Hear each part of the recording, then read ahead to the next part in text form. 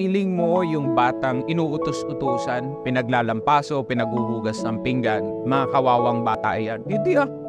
Alam mo natututunan ng mga batang yan? Obedience. Alam mo natututunan yan? Maging maliksi, maging malakas. Ang tunay na kawawa is yung mga batang binibaby. Kasi yung batang binaby, mga lampa. Mga batang binaby, mga iyakin yan. Mga walang alam gawin sa mundo. Paglabas niyan sa puder ng kanilang magulang, sasabihin ko sa ito yung mga batang to, mga batugan, tignan mo.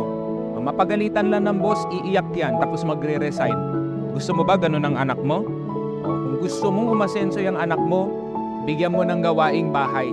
Matinding pundasyon yan para makatikim ng tunay na buhay yung batang yan.